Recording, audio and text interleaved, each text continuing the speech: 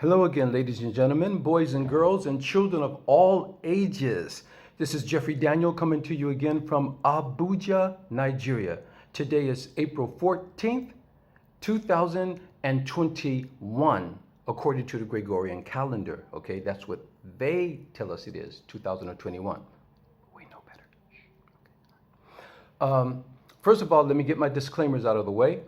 Anything I say and stand for is not meant to be discriminative against any particular person, any race of people, or any particular group of people, okay? I'm only here to disseminate the truth, okay?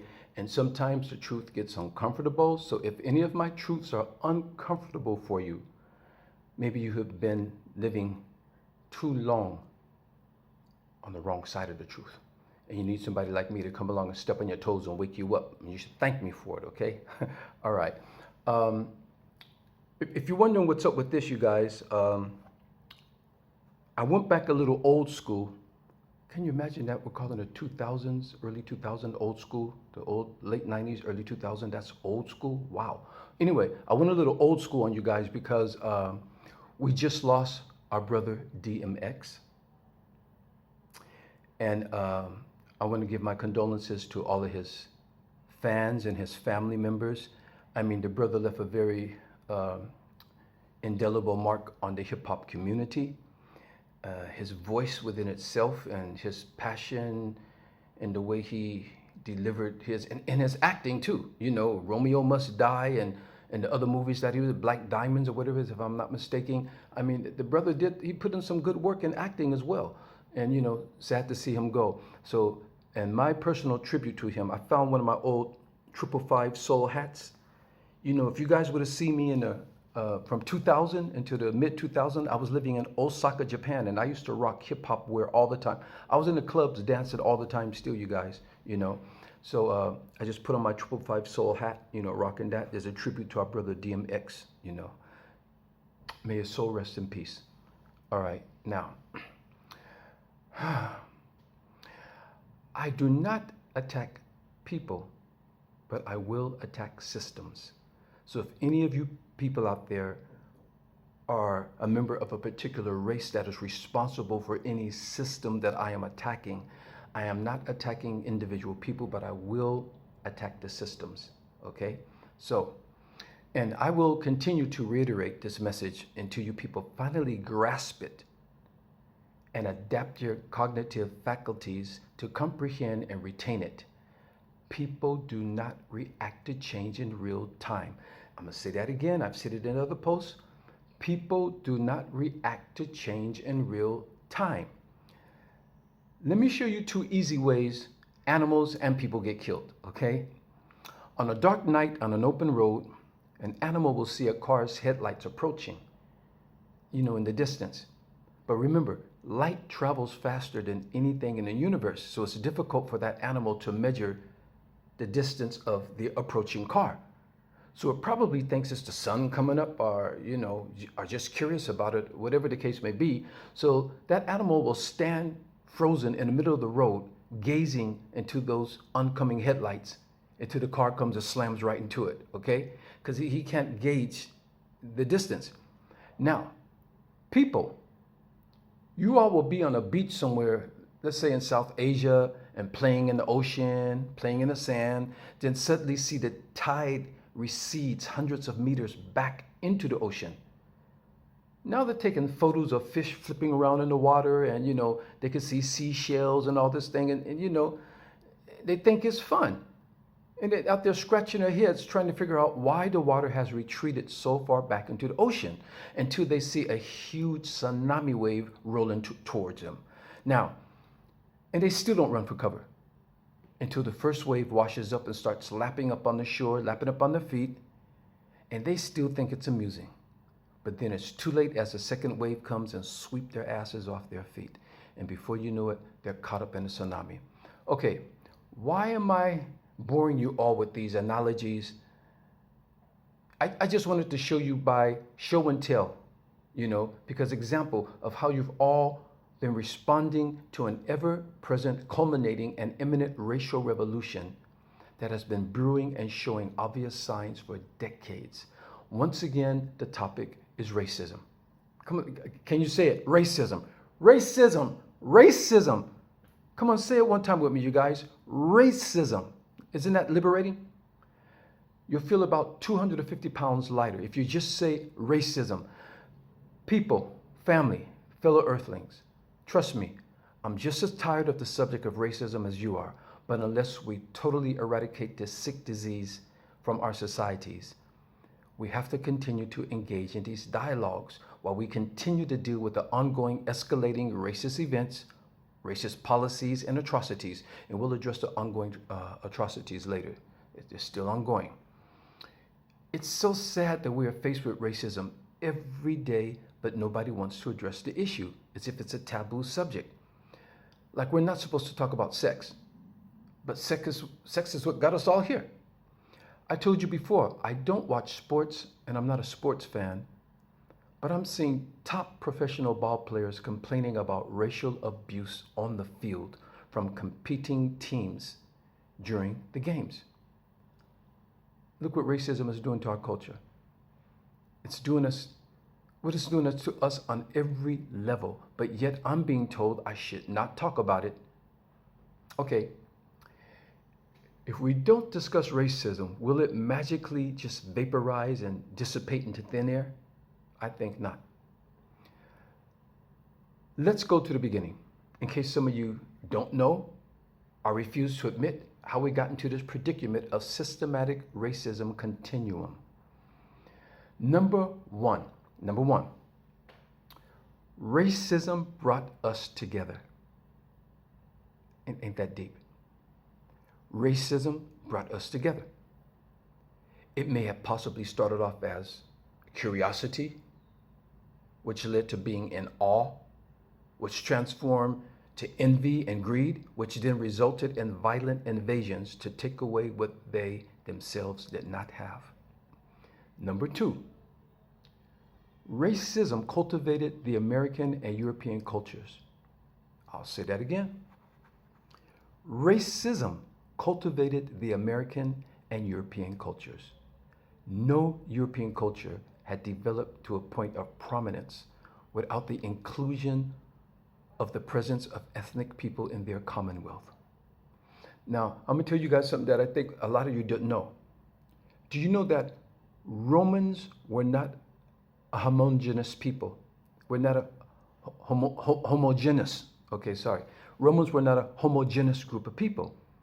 They were a mixture of many different races that were incorporated to help build and operate the Roman Empire. Rome itself was an idea, not an indigenous people. That's why they created the first ever republic and senates to elect its governing officials among the various people there. But for some reason, Roman movies always show Romans and their Caesars only looking like Europeans. But it was the architect, system of ruling, spiritual connection, sciences and medicines, and metropolitan city layouts they saw in Egypt that fueled their greed to want to build the same things in Europe. For when you look at the ancient temples, look at the ruins in Greece and Rome, you see a very close resemblance to the temples and the columns in Egypt. And to prove who was the original, Egypt is dated much, much more older than Europe. But they built their structures so strong, they're still standing today in better shape than the later built European structures and edifices. If you look at the ancient edifices and structures in, let's say, Rome. I've been to Rome, Italy on several occasions. I haven't been to Athens, Greece yet. But when you look at these ruins, they're ruins. When you look at the ruins, are the ancient structures remaining in Egypt, which are thousands of years older than the ones in Rome and Italy. A lot of those things are still standing very, very strong. Still got the paint on the walls. Still got, you can just practically envision what it looked like at its prime, in its heyday, because they are the original architects and the original builders, and they built them very, very strong. They built them very strong, okay? Now, 3, racism made Europe and America great. Racism made America and Europe great. But the irony of it all is that America and Europe have never been as great as our ancient African or Asian civilizations. And if you look back at history, after they took over and brought down the great Egyptian empire, all other empires eventually fell after a few hundred years and couldn't manage to last very long intact. The Egyptian empire in its heyday, the golden empires, lasted well over 3,000 years, uninterrupted. Over 3,000 years. No other civilization has lasted that long because that's the original civilization, and it was built on the integrity of spirituality, nature, the basic things that we've all moved away from in our pursuit for materialism, me-ism, my-ism. And this is where we're at, okay? Now, of course, today's societies are much more high-tech, using artificial, synthetic, mechanical, and hybrid materials that imitate nature by invariably contaminating and destroying the environment and the very nature that sustains human life. So is that really great in the long run? As I told you all before in my other posts, Western industrialization is toxic to nature. And we can't mince our words when we say that, and we have to be honest. Now we're trying to find ways to get ourselves out of this predicament, that the things that we are now using for marketing and for medicines and for science and for transportation, all these things that we created in this industrial revolution are the things that are destroying our environment and our life and us. So we have to find a way to wrestle ourselves out of this, you guys, okay? Now, I want to talk about the denotation of the black image. And this whole thing is about racism. I can't stress racism, racism, racism. Get used to saying it, you guys. Get used to saying it, okay? I don't like to say it. You think I want to just sit here and talk about racism? I could find 100 other topics easily I would prefer discussing, but we got to get through this. We got to get through this. As the George Floyd murder case is going on and other cases are happening in real time, we'll get to that later. We got to talk about this thing and get rid of this thing, you guys. So anyway, I'm going to tell you guys something. I want to go back in history. You know how I like to encompass historical events and things to help you guys see how we got to here and where we came from. Because I think there's a lot of details and a lot of incidents that a lot of people just aren't aware of. So I'd like to bring it to your attention. We learn from history. At least history doesn't repeat itself, hopefully, supposedly. Okay, so here we go. Are you all aware that Hollywood was created on racism? Now I know you're thinking, what? E.T. wasn't racist. The Matrix and the Terminator wasn't racist, you know. Okay, but did you all know that the very, very first motion picture with film that introduced sound in the film, before that there were the silent motion pictures. If I get a little tongue-tied, you guys, I'm parched. It's very hot in here. In fact, yesterday was 39 degrees Celsius. So today is pretty much the same, either 38 or 39 degrees. And I am observing Ramadan. It started yesterday, which means I'm fasting. I can't even drink water. So if my throat gets parched, I can't even wet my whistle this time, you guys. So if I get a little tongue-tied, please excuse me, okay? And if you wonder if I'm a full-fledged Muslim, no, I'm not a full-fledged Muslim yet, but I am observing Islamic prayer. I am observing the Islamic prayer disciplines. I really appreciate it. I really like it, you know. So anyway, so here we go. Are you all aware that Hollywood was created on racism? Did you know that the very first motion picture with sound was released in 1927, starring Al Jolson, called The Jazz Singer? He became the highest paid entertainer in America and one of its first superstars. He's a Jewish man wearing blackface makeup, singing like a black man. One of the most famous songs was Mammy, where he was trying to imitate, I guess you know, the image of the slaves, because the slaves were being so oppressed, and he has a song, I walk 100 miles for one of your smiles, my mammy. And he had his face painted in black face with the lips remaining kind of whitish or red or whatever like that, and with the big eyes, the big bucking eyes and that stuff. This is what was one of the biggest movies in Hollywood and the first movie to incorporate sound together with the movie. Al Jolson's The Jazz Singer. If you guys didn't know about this, go ahead and Google it and look it up. It came out in 1927, Warner Brothers, okay? So it's something they used to do in the old minstrel theater shows that was very popular before motion pictures were even created. People would come to the theater matinees to laugh at white people wearing black polish on their faces, imitating what they called Negroes in the most uncomplimentary characters, and doing slapstick comedy. But that's what started the whole talking pictures boom, you guys. Hollywood started by making racist pictures depicting black people. At first, they wouldn't even use black people, and then they eventually started using black people. And when they did, you had people like Mr. Bill Robinson's Bojangles, who was a tap dancer. They had an old, full, middle-aged black man tap dancing with pre-pubic Shirley Temple. And that's what they thought about black people back in the days.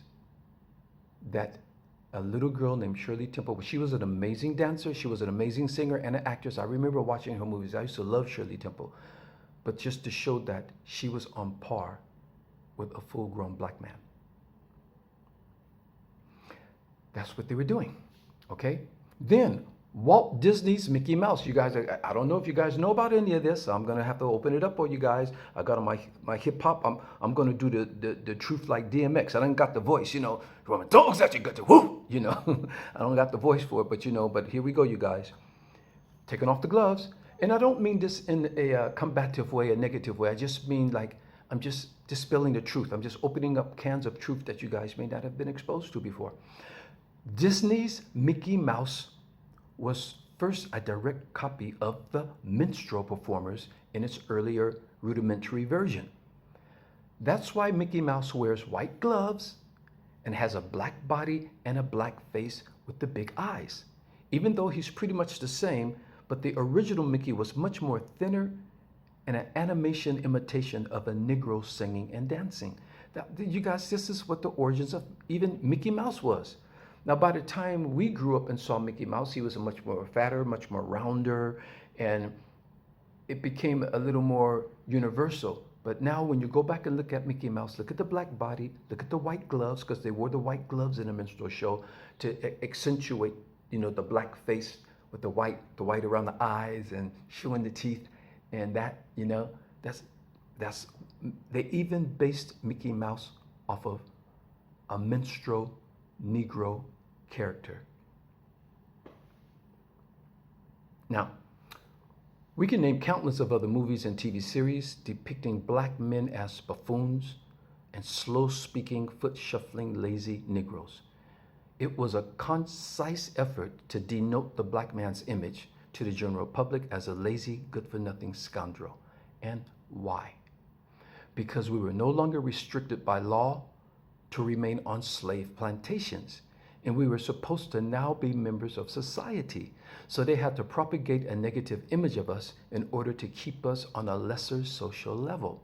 Such an organized and concerted collective effort to dehumanize an entire race of people had to have had an impetus. So what was the impetus? It was because they knew who we really were before bringing us to America and Europe, before our history and heritages were hidden from our newer generations. But even still, they saw how resilient and ingenious we were, even during the most unsurmountable oppressive periods. Now, I'm not going to get too deep into it, because I can name things until the cows come home. I'm just going to give you guys one example of how resilient these people were coming out of one of the most brutal, inhumane periods in human history that lasted for a couple hundred years. Did you know that after just one generation out of slavery, Madam C.J. Walker was born in 1867. Remember, the Emancipation Proclamation was in 1863. So just 4 years later, her older sister was the first one born out of slavery in her family. So 4 years after slavery was abolished, Miss Madam C.J. Walker was born. But then her mother died from cholera, coming up and down the Mississippi River. Then her father married someone, and a year after, he died. Therefore, that she was orphaned. So she was put up in orphanages. So after her family coming out of slavery, being released into a society that would not accept them. So they're going around trying to find how to establish themselves. They don't know the place geographically because they've never been off of slave plantations before. So they didn't know which way was which way was the ocean, which way was the mountains, which way was the West Coast, East Coast. They were trying to find all this out coming out of slavery. Then after her parents died and she was put in an orphanage. Come on, you guys, how low can you go? She became the very first, not black, but the very first female millionaire, period, in American history. You see, she didn't have to indulge into any cultural appropriation to be successful like Al Jolson did. And I'm going to leave that right there. Ironically, she made her fortune manufacturing and selling women's makeup and women's hair care products. What in the hell happened to black women today making foreigners billionaires selling hair care products to black women? Now you see why we have to learn from history. You see what I mean? Can you imagine? That goes to show you the kind of people we were. Even though we were subjected to slavery and beatings and decapitations and hanging and burning us and the most brutal treatment you can imagine, but we kept intact something that we brought with us from Africa. Because I tell you before, they didn't bring slaves from Africa. They brought Africans from Africa, and they made them into what they call slaves. They were never slaves. They never capitulated into the fact that I'm a slave. Some people may have gotten mentally and spiritually broken along the way, but still people, they held some integrity in them. Now they may not have been aware of their history and a direct connection to that history, but there was a lot in them that they still maintained, and that's why this woman came out of a slavery and became the first millionaire over white women, over whatever woman happened to be in America. It was a black lady who became the first millionaire female in American history. That, I mean, you got to be proud of that. You have to be proud of that. And once again, you guys, I'm not saying this race is better than that one, that one. I'm saying from what we went through and to come out of that and for her to do that, like Frederick Douglass, consulting with presidents, Booker T. Washington. Wow. That's deep, you guys. That's deep. Anyway, let me get on with this, you guys. If you are paying attention to current American political events, it's crystal clear that America is no longer being led by political directives. It is now being unambiguously led by racist policies. The Republicans are defying the Democrats' objectives tooth and nail, only because they are the party that defeated them in the 2021 presidential elections. It's all resorted to vicious dirt slinging and revenge tactics in Washington, D.C. The world is watching in awe as they are witnessing the great American government implode on itself. I'm over here watching it too, you guys, with very keen interest. America has always been ambiguously divided since its inception, but at least they used to try and put a veil over it or try to disguise it as laws and government policies. But we're now witnessing the greatest political and social divide in American history since the Civil War. No, Donald Trump did not create racism or their insidious agendas, But during his presidency, he made it acceptable to be brazen and disregard protocol and political decorum. He emboldened all the racist and extremist groups that have been laying dormant to activate and mobilize themselves into mainstream social and political issues. But thanks to Donald Trump, the veil has been lifted and racist bigots have been explicitly exposed. Now, this coming out has completed the great racial divide that has been culminating and threatening to rip America into the social dichotomy that we're seeing today. And that's what we have to thank Donald Trump for bringing these people out and allowing them to expose themselves. Now they're standing and being counted. After that insurrection, a lot of them are now in jail being held, waiting for trial, and they're looking for the rest of them. But the ones that are still free and the ones that are still planning their attacks against the American government because they still believe that Donald Trump won the election because Donald Trump lied to them. And I don't understand why people can't accept irrefutable evidence, why they can't accept empirical facts that the data shows, even by other Republican lawmakers, that Biden won fair and square. So they just refuse to accept reality. And these people are planning other attacks, you guys. This stuff is not over with. You guys, this stuff is not over with. It's just getting started. Sad to say. Sad to say. All right? So, I want to be very clear about something. This is not just a black and white issue. It's far more complex than that. You can't paint a whole picture with just one broad stroke to define any racist stance anymore. And not one attribute can define an entire race of people. There are people with bad and good intentions, intelligent and ignorant in every racial group. Not all blacks are down with the liberation of black people. Some blacks have been assimilated so deeply into the system and become so dependent on their individual wealth to care about the rest of the blacks who are still struggling. Excuse me. They even counter Black Lives Matter with All Lives Matter. Black people too. And try to deny racism actually exists because it's not affecting them directly. You see? So even within the black community, we have that. Similarly, not all whites are racist, and many whites detest the system of racism and have joined in all of our struggles, from the abolitionist movement to the civil rights movement to the George Floyd movements. Not all Jews agree with Israel's policy to invade and acquisition more land from the Palestinians. And here's something you political groupies have to realize. Not all Democrats are liberal. There are racists in the Democrat Party as well, ready to oppose Biden's initiative that allows too much concessions for non-white citizens. You just assume because they're a Democrat that they agree with you or want the best for you or your people. Bad mistake. Bad mistake. And not all Republicans agree with the Trumpsters, or Trumpeteers as I like to call them. So you guys, we have to discern what's really going on and who's really where. Just because they're a member of this party or that party, that doesn't mean that they're to the extreme left of that party or to the extreme right of that party.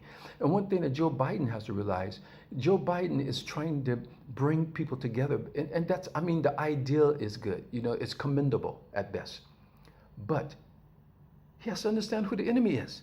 If these people are determined to slap down everything you put on the table, then why do you keep inviting these people to the table? It's going to have to come a time where you're just going to have to say, okay, man, you know, this table this is for us because these people don't want to cooperate. And if this is the initiatives we want to get done, these are the laws we want to get passed, these are the things we need to implement, we need to do this on our own. I got executive orders, I got this and that, and let them moan and groan on the sidelines if that's what you need to get done. You have to face it. Call a spade, you guys. This is war. A war is on. And the basis of this war, the political war, the war going on in the government, behind it all is racism, just like the Civil War. Behind it all is racism. So that's why we have to face this monster. We got to pull the bull by the horns, as they say. The racism bull. We got to pull him by the horns, you guys, and tackle them down, hog tie them, and say, this is racism, we got them. Until you're willing to do that, we're going to continue to deal with this stuff, you guys, okay? So anyway, the old colonial and imperial racism was based on greed and self-advancement exclusively for the colonizers. That's how that started. But the current wave of socio-political racism is based on fear. The big fear of losing their position of self-imposed privileges. You see, if the commonwealth that was imposed on the many subjugated nations had really been common in equality, they would not be dealing with these century-old issues that continue to plague our societies. What I'm about to say, I want you guys to pay attention to, because this is real. This is real talk. I'm issuing out a warning. This is a warning and a prophecy to America and Europe.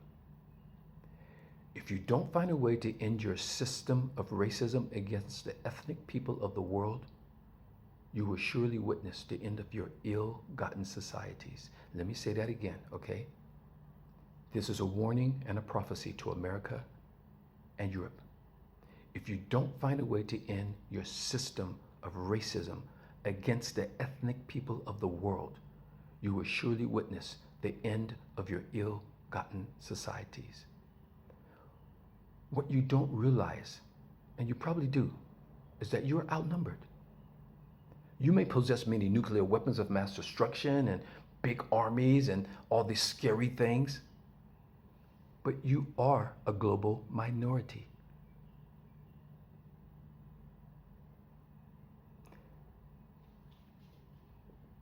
Look at what's happening in Europe right now. The UK had to break away from the EU, which is threatening Scotland and Ireland and other people to follow suit and break away from Great Britain. Now they're tussling with everything over there among themselves. You guys, things are falling apart. As the great Ichibe, Nigerian author, wrote a book, Things Fall Apart. Things are falling apart, you guys, and we're watching it in front of our eyes. Look at America. America now is dividing itself. When you build something on such a unstable foundation, and now you're building all these great things on top of it, what did you think was going to happen to the foundation eventually? You guys have to reckon with your evils, and you have a chance to make it right. While we're on lockdown, while we're on pause, and while we're going through this racial revolution, not a racial reckoning, we have a chance to get this thing right for those who want to get it right. But there are people who are dead set on not getting it right. And we have to find a way to deal with those people so that the majority of the world who wants to move forward and wants to get it on, it's not about us anymore. It's for the next generations. We got to now start clearing the path for the next generations that's coming behind us, so that they're not going to be marching for Black lives. They're not going to be talking about we shall overcome. They're not going to be talking about no justice, no peace. We got to do it for them. We got to do it for them. I've had a lovely career, you guys. I've lived around the world in many different cultures and societies. Where I'm at today, I'm in Abuja, Nigeria. I'm in this society, enjoying it. It's you know, every day it's not a cakewalk and a piece of cake. We have our issues here, but I'm loving being here. So my great times are pretty much behind me, and that's why I'm doing this. You guys look at my site; it's not monetized. So why am I doing all this research and bringing all this information and writing with you guys and giving you my perspective and getting your perspective in return and trying to help us see things a little clearer and trying to be a voice of reason in the middle of all this chaos and calamities going on around us, you guys? Because I care.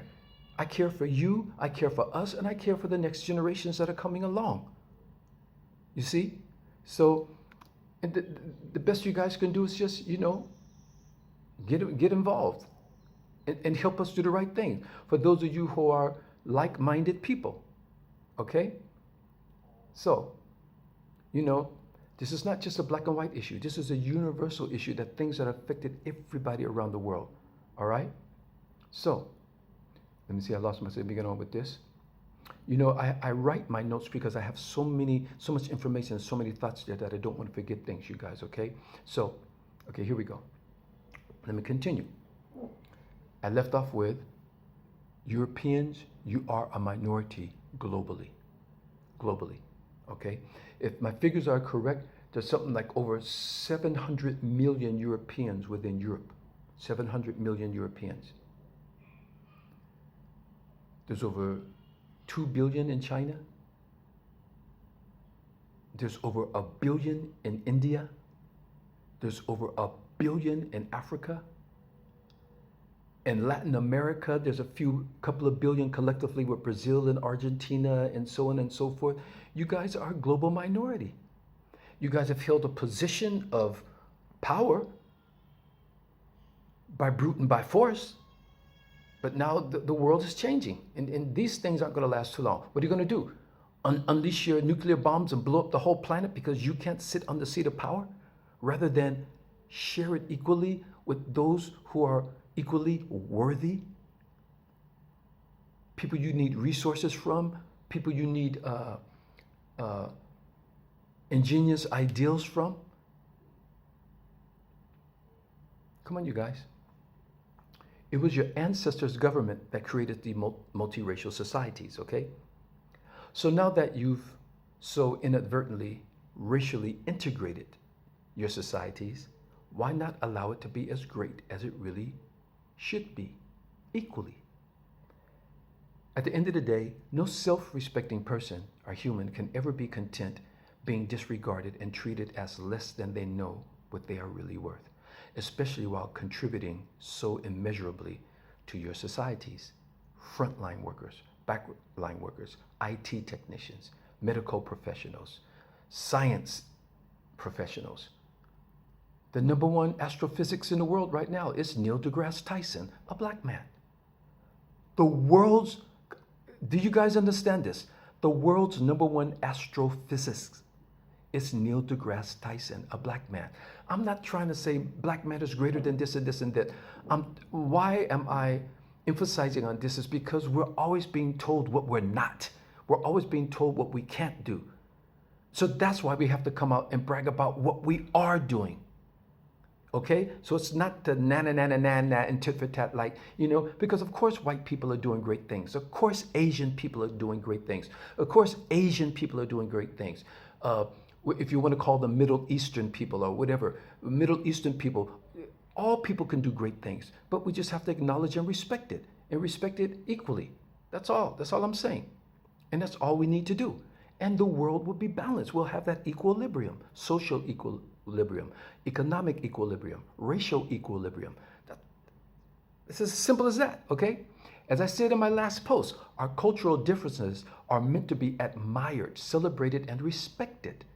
No one race should feel superior over another. And anyone who feels superior is only exposing their own inferiority complex. Let me say that again. This is the truth, you guys. I'm hitting you, bam. Any race of people who feel superior is only exposing their own inferiority complex. And that's where that comes from.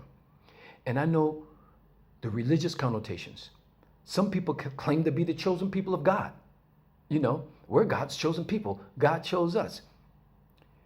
Okay, if you're really the chosen people of the incomprehensible power that created an entire universe, then what are you doing to unite humanity? If God chose you and you're God's chosen people, what are you doing to unite humanity?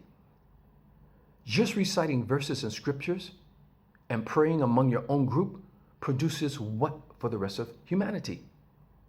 Seriously, how is that association working for you? You're still living, working, getting sick, eating and sleeping, and dying like everyone else, with the promise that, okay, after you do die, now you're going to go to a heaven. If your religion, our spirituality, our consciousness is not working for the betterment of the collective society, then what good is it doing you? Oh, well, Jesus Christ is my personal Lord and Savior. I'm saved. how's that helping the rest of humanity? Okay? If you want Jesus Christ to be your personal Lord and Savior, fine. Let him be your personal Lord and Savior. If you feel that you're saved because of that, fine. Now go out and save somebody else. And we're not just talking about religiously, just go give them a Bible and make them repeat the same verses. We're talking about saving lives, getting people out of poverty, getting people out of wars, getting people out of diseases, out of prisons, getting people out of child sex trafficking. Why isn't your religion working for any of that? If your religion is so strong and your personal connection to your God is so strong, why isn't it doing anything about that? I told you guys, if some of my truths are uncomfortable, you're just going to have to take it. Take it like a man. And woman. Okay, you guys? Come on, you guys. Now, I know religion and spirituality has its place, but it shouldn't be used as another tool to divide us. And I think it's very unfortunate that people use religion to divide the human family. People, family. Systematic racism has to end. Racism is even in religion. They use religion for an excuse for racism. There's no ifs, ands, or buts about it. And those who are stuck on the platforms of privilege that was created for you and your specific group, you are a dying breed about to be phased out.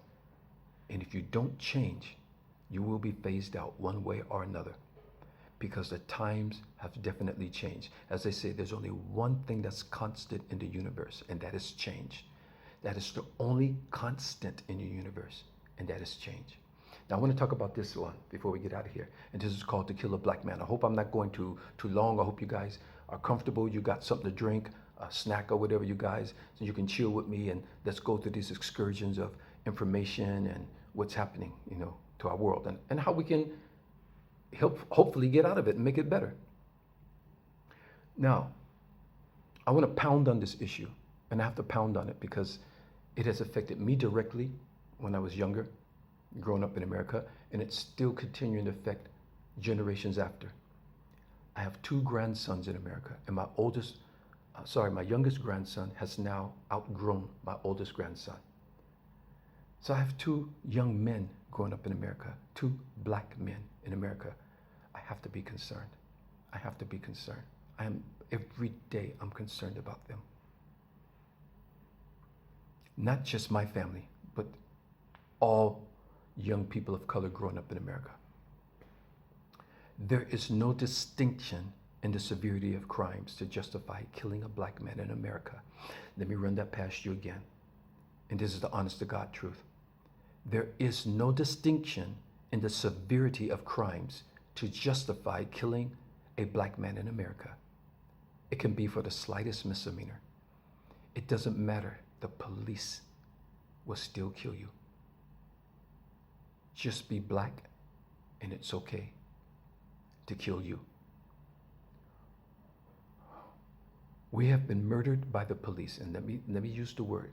We have been murdered by the police for jaywalking, speeding, unpaid traffic warrants, selling cigarettes, playing with a toy gun in a public park at 12 years of age, taking a BB gun off the shelves in a supermarket that sells the gun, carrying a legally concealed weapon with a permit to carry in a state that permits.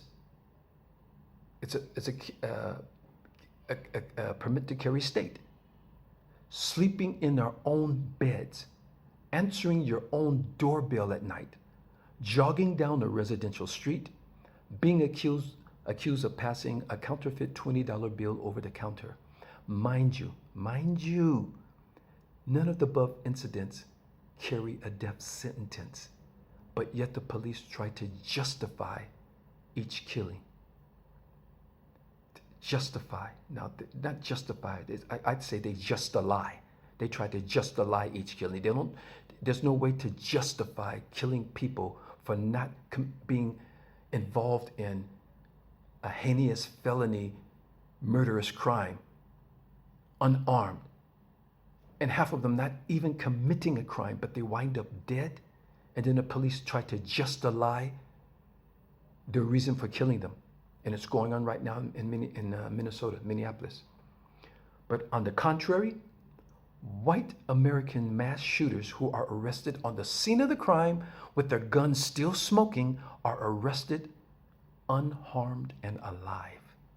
If that doesn't tell you what America really is, then you'll never know, baby baba. As Bootsy Collins used to say, baby baba. If that doesn't tell you, if that's not a clear picture of what America really is, then you will never, ever, ever, ever know. As I was composing this post, and I started this a couple of days ago, you guys, but now that Ramadan came and other things got in the way, I was delayed with it. So I want to hurry up and get this out of the way, because as I was composing it, another killing of a black man took place in Minnesota, in the same state where the George Floyd murder trial is going on, the Derek Chauvin. I guess I heard on TV it's pronounced Chauvin, but I was reading it, Chauvin. So I'm reading Chauvin, but I guess it must be French because it's Chauvin.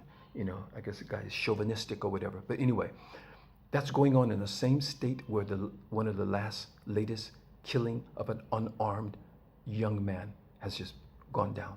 His name is Daunte Wright. Just took place in Minnesota the other day. It's not in Minneapolis, but it's just outside of Minneapolis. The same state where the Derek Chauvin trial is being conducted. They shot him during a routine traffic stop. Now they're trying to claim that it was an accident. But you see, there's just no end in sight to these senseless police killings. She mistook her taser for her police-issued firearm. Now, I'm not a professional in that area, okay? I'm not a professional. But I would guess that a police pistol, their weapon, has got to weigh a little heavier than a taser. I would imagine that the trigger that they practice shooting on regularly at shooting ranges, that trigger has to have a totally different weight than a taser. I would even go as far to say that the taser is even shaped differently than their gun, because they serve two totally different purposes. But yet she claims she mistook her taser, which whatever you use, if you're using a gun or a taser, how do you shoot something if you don't aim at it? If I want to shoot the screen right now, can I just go like that and shoot? No, I would have to point my weapon at the screen. Right now it's in my eyesight. And she was facing down because she was standing and he was sitting in the car, which meant she was holding her hand down where she had to clearly see. And then where was she aiming at? So you have to look, because you have to see where your weapon is aiming at. If you wanted to shoot him at his leg, you have to aim at his leg. Now you see your weapon pointing towards his leg. If you want to shoot him in his abdomen or in his chest, that's where you have to point. If you wanted to shoot him in his head, your weapon is, the thing between you and your target is that weapon. Now we know that. That's an incontrovertible truth right there. Empirical. What is between you and your target? Your weapon. Even if it's a bow and arrow, that arrow is between you and your target. If it's a slingshot, that slingshot is between you and you're aiming that at your target. Okay? It's exhausting, you guys. It's emotion. You know what? I want to continue this, but there's one thing I want to say right now before I go further, okay? Last year when I reported the George Floyd murder, and I watched it because I didn't know what I was watching on TV, I turned to something, it was breaking news, and I was watching what was going on. And when I saw the tape from the girl who released the tape, so when I saw it, when I watched it, this is something that most people don't address, because we're men, and us men feel like, we're men. I was traumatized. There are a lot of Americans, not just black people, people watching people being murdered in front of their eyes. That leaves an imprint there. And we unknowingly, subconsciously, are suffering a psychological effect from what we just seen. There are a lot of people who are walking around traumatized, and there's no program, there's nothing to undo that or to help deal with that. That's why when I made my first post about it, I broke down and cried. And I didn't realize that it had affected me that much emotionally. And there are a lot of people walking around who are emotionally damaged and injured from watching all of these killings one after another, and to watch it on film. So I just wanted to put that out there, you guys, because it's real. It's real. It's real. Anyway.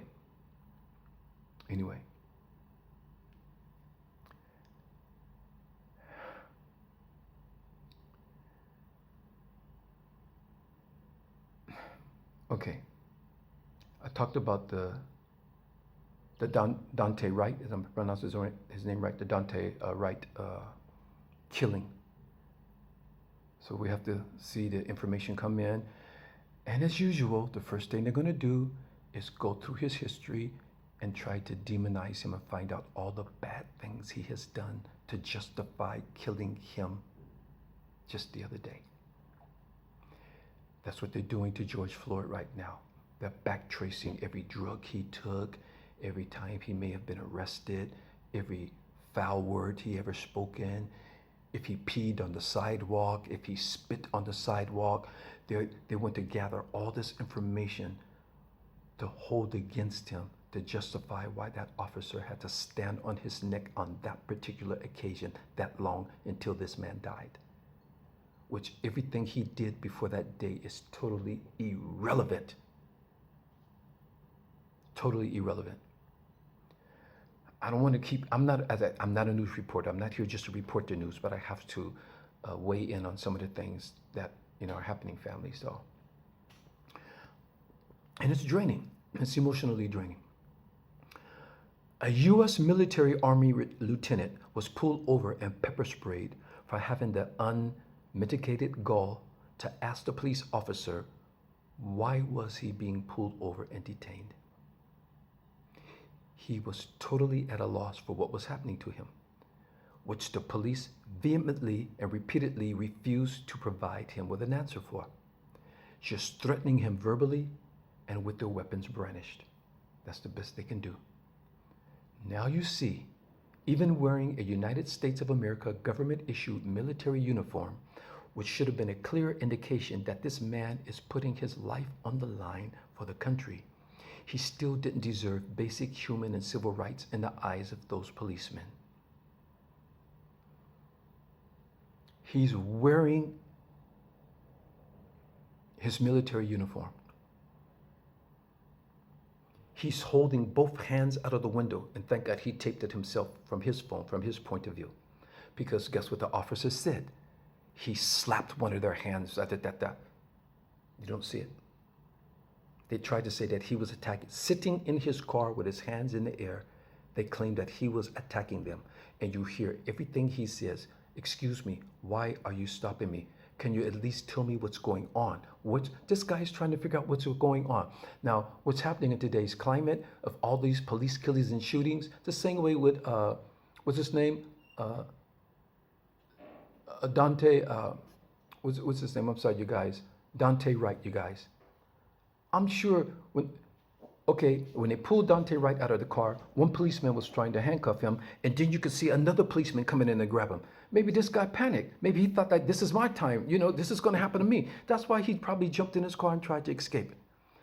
This Army lieutenant, a trained soldier, he's a lieutenant, not just the private. He's a lieutenant. That means that this guy has got some training under his belt. He's probably seen some action. He's probably been out there to action, or whatever the case may be. Let's say he's just a boot camp lieutenant, but he's training people at the highest level of military, exercises. This guy is even scared of the police. He's supposed to go overseas and protect us against foreign enemies, but yet he's afraid of our domestic police with both of his hands in the air, scared for his life.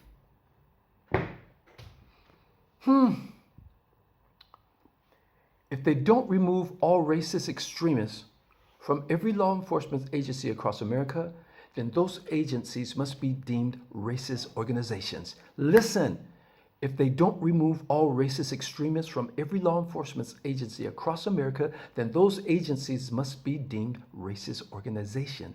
As I told you all in a post months before, the FBI told the government back around 2006 that extremist hate group members had infiltrated law enforcement agencies across America. So they have already been served notice. They've known this. They have been put on notice about this thing.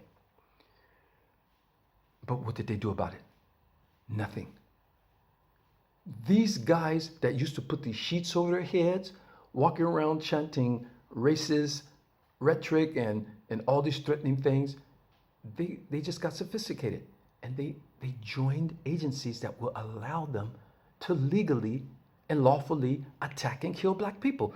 That's why when the police pull over, it's nothing. Some do. But those guys walk up to you, hey, can you turn up? I mean, they immediately start off barking. Now, I'm a grown man. So if another grown man, I don't give a damn what badge you have on, but if another grown man walks up to me barking at me, I'm like, yo, what's up with that? You know, I'm not your kid. I'm not your child. You know, I don't even know you. When you walk up to us with that attitude, of course, we're kind of defensive. We're like, yo, what's up with that? You know, that's our immediate. We grew up in the hood, you know, and we're like, yo, what's up with that? What's going on? Or at least tell me what's going on. Shut up. You don't need to know. Cut off that. This is what they do, you know. So these are these racist guys who join these organizations so they can continue their racist policies and doing what they want to do against people of color. And another thing, I said before, why is it always white police officers in neighborhoods of minority people, of people of color? Why don't they mix that up more and have at least the more of the same race? You know what races pretty much dominate certain areas, right? If this is a predominantly Asian area, why don't you have predominantly Asian police? Of course, a couple of whites or blacks in there too, but predominantly Asian police. If this is a predominantly black neighborhood, why don't you have predominantly black policemen? Maybe a couple of whites and whatever like that. It doesn't have to be all the same color, but why don't you at least make that police patrol area the dominant members of that race? Doesn't that make sense? Okay, we're here trying to be the voice of reason. Okay, I'm going overboard, you guys. And the last thing I'm going to get to this, you guys. The last thing I'm going to talk about is this, you guys. So I want us all to say racism. I want us all to get comfortable saying racism until it's gone. Racism until it's gone, because it's the fabric of American society. And it has to be eliminated. It's time for the racial revolution. Or should I say, welcome to the racial revolution. It's ongoing. It's already been started. It's just now coming to the forefront. People, please be careful and don't be quick to react to news reports immediately. Let me tell you what strikes me as very, very strange, you guys. This is my last one, and I'll be out. Something struck me very strange. After various contentious incidents in the black neighborhoods with Asian shop owners, even one resulting in a teenage girl being shot dead by a Korean store owner. Even another one where an Asian guy was actually beating a black woman on the floor for whatever reason that was. There was never a wave of attacks against Asians then. So why now? We've seen some of the worst of it. And we never organized and came out. We may have gone to their stores to try to boycott their business, but we didn't go around just attacking Asian people. Now, I could be wrong, but what I saw the other day struck me as very, very, very peculiar. Follow me on this, you guys. Follow me on this, and I'm out of here. The other day, I saw a big black man in broad daylight on the street just walk up to an older Asian woman, attack her and stomp her. And it was right in line with a CTV camera that was coming from that building. Black people, I know black people. I'm a black person. If a black person is going to put in some dirt, they're going to try to do it where they're not going to be seen because they want to get away. Why would they walk up to this woman in broad daylight, totally unprovoked, and just walk up to her and just attack her, get her on the ground and stomp her right in front of the camera and walk away? He didn't rob her. He didn't want nothing from her. He just stomped her and walked away. I'm thinking someone is hiring people to kick off a race war to distract from what's really going on, you guys. I could be wrong, you guys, but my perspicacity is usually on point. I could be wrong. That just doesn't seem right. You guys know, we know our black community. That just doesn't seem right. For a man to just walk up on a person like that and just stomp them and walk away unprovoked for no reason. That's black people, we have issues, but we just usually aren't not like that. Now, if I'm wrong in this particular case, then that's got to be one of the most unusual cases that I've ever seen of the action of black people. We know our people. We know the essence of our people. We know our people inside and out. That doesn't look like the actions of a black man, a full-grown black man. Something's fishy, you guys. So all I'm saying is, I could be wrong, but in today's climate of fake news and blatant voter restriction laws being passed, we have to question everything. Question everything, you guys. That's all I'm saying. That's all I'm saying. Question everything. All right? So I hope you guys are being fine. I hope you're keeping up. We're now in the middle of the Derek Chauvin trial. Now here comes the Daunte Wright thing that's going on. The Army lieutenant who was pepper sprayed for just driving a car. There's no end in sight, you guys. So I would like to say to everybody, black, white, Asian, I hate the misnomers, you guys. I hate calling us by the black, white, the blah, blah, blah. Okay, Africans, Europeans, Asians, Latinos, Spanish, Middle Eastern, whatever you are. Everybody chill. Let's not be so quick to react to everything, you guys. Let's chill while we're watching what's unfolding, you guys. Everybody chill. Let's stop. I told you guys, those Trumpsters and those racist Republicans, the racist Republican, not all Republicans are racist, or those racist hate groups, they're depending on your participation. They need you to come out and counter. They need you, because without you, then they're shadow boxing. So lay back, you guys. Leave them. Leave them unless it confronts you firsthand, toe-to-toe, up front and personal, and even try to avoid it then unless you can't get away from it. Then you have to defend yourself. But all I'm saying is, you guys, let's lay back, you guys. Let's lay back. And let's try to get through this thing, you guys. I keep saying, we have to make love great again. Because when love great again, we will all be great. We have to spread the love, you guys. I hope you guys are being safe.